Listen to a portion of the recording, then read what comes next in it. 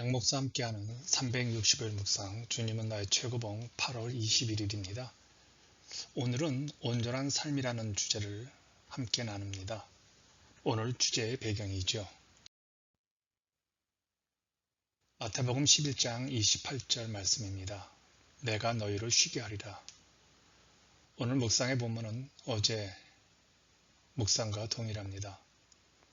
어제 묵상에서 우리는 주님과의 일치된 삶을 분열시키는 것이 우리의 자아의식임을 우리는 깨달았습니다. 그래서 자아의식을 극복하는 것이 내게로 오라는 주님의 명령에 순종하는 것임을 알았지요. 오늘은 바로 주님 앞에 갔을 때 온전함의 의미를 추적을 하려 합니다. 온전함을 위해 자기 연민과 싸우라, 저는 이렇게 생각을 합니다. 예수님과 함께하는 우리의 삶을 분열시키는 것이 생길 때마다 당장 주님께 나아가 평강을 구해야 합니다. 챔버스가 이렇게 강력하게 우리에게 권면하죠. 평안을 깨는 그 어떤 것도 허락하지 마십시오. 평안이 없는 상태에서 고통을 당하지 말고 그 평안을 깨는 대상과 대항해 싸우십시오. 우리는 강력하게 싸워야 합니다. 싸움이라는 의미는 대상이 분명히 있지요. 그 대상은 우리의 몸, 우리의 육신이 아닌 영의 싸움입니다. 영적 싸움이라는 것이죠. 그러나 자아 의식과의 싸움은 영적 싸움입니다. 자아의식이 왜 영적 싸움이냐면요. 이 자아의식은 서서히 자기 연민을 발생시키며 자기 연민은 사탄에게 속한 것이기 때문에 그렇습니다. 자아의식은 우리가 신앙생활하는데 치명적인 장애물이 됩니다. 그런데 우리가 이 자아의식에 왜 많은 신경을 쓸까요? 꽤 오래전부터 모든 책들과 모든 프로그램에서 가장 인기 있는 것들이 자기 개발서, 자기에 대한 스토리, 그런 프로그램입니다. 그래서 자아의식을 강조하고 자아를 개발할 것을 권면하고 있죠. 그런데 만약 우리 주님도 우리에게 자아의식이 우리의 믿음에 도움이 된다면 왜 권장하지 않았겠습니까? 우리 주님은 자아의식이 필요한 것이 아니라 내게로 오라, 내가 너희를 쉬게 하리라고만 말씀하셨습니다. 이게 세상과 다른 것이죠. 이런 생각을 해봅니다. 나의 유일한 가치평가는 내 자신일까 아니면 어떤 다른 전문가일까? 우리가 자기를 의식하면요, 스스로의 가치를 가늠하게 합니다. 평가를 하죠. 근데 대부분이 자기를 객관적으로 평가하면 자기 연민으로 흘러갑니다. 그래서 자기 연민에 갇히게 되어지죠. 우리의 가치평가는 하나님이십니다. 사탄은 우리의 가치를 상당히 낮게 평가하죠. 그래서 자기 연민에 빠지게 만듭니다. 나는 왜 이럴까? 우리 가정은, 우리 교회는, 내 인생은 이렇게 스스로의 연민에 빠지게 되었죠. 우리 인생의 의미와 가치는, 아니 우리 삶의 모든 것들은요, 하나님의 평가로 결정되어집니다. 그런데 우리를 향한 하나님의 평가는 상상 그 이상임을 기억해야 합니다.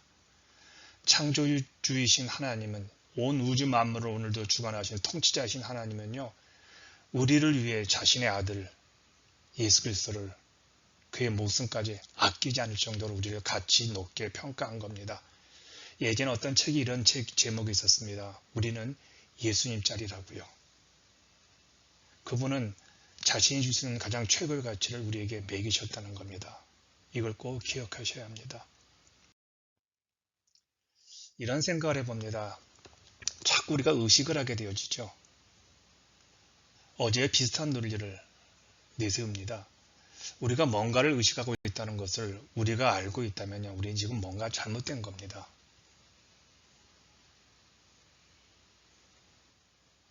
챔버스가 이런 말을 합니다.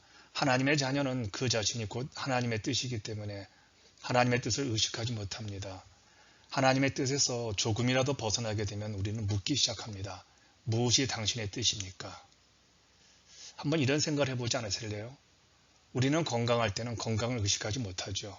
정말 왕성하게 뛰어다니죠. 그러나 건강이 나빠지기 시작하면 건강을 의식합니다. 호흡을, 혈압을, 걸음걸이를요. 그래서 건강이 무엇인지를 의식하는 자들은 다 병든 자들입니다. 호흡도 마찬가지죠.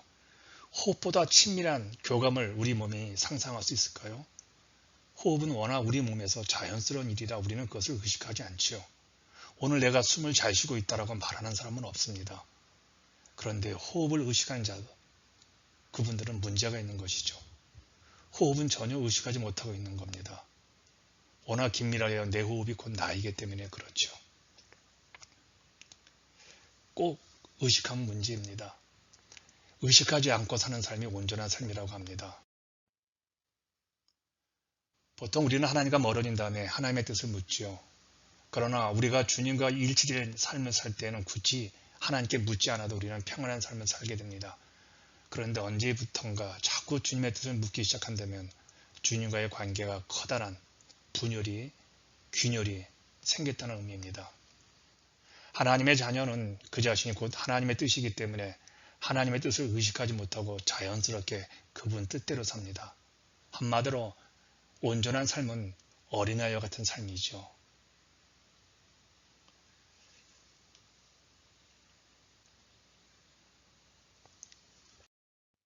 이 온전한 삶 가운데 기도를 한번 적용해 보십시다.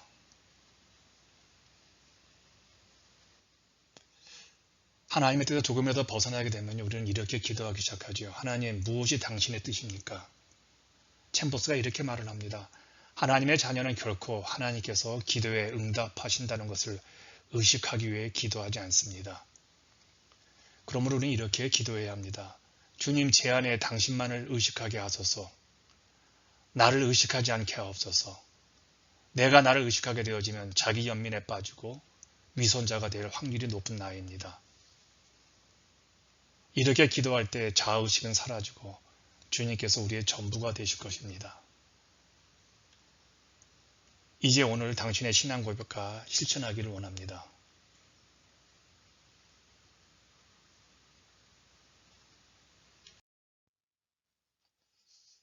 예수님이 계시하신 대로 하나님은 당신과 함께 하시되 놀라울 정도로 친밀한 방식으로 당신 안에 거하십니다. 그래서 당신은 그분이 당신 안에 한 몸처럼 사신다고 고백할 수 있지요. 당신이 진정으로 원하고 바라고 기도하는 것은 무엇입니까? 당신이 어린아이처럼 온전한 삶을 살 때 하나님의 뜻을 묻지 않아도 그분의 뜻대로 살아갈 것입니다.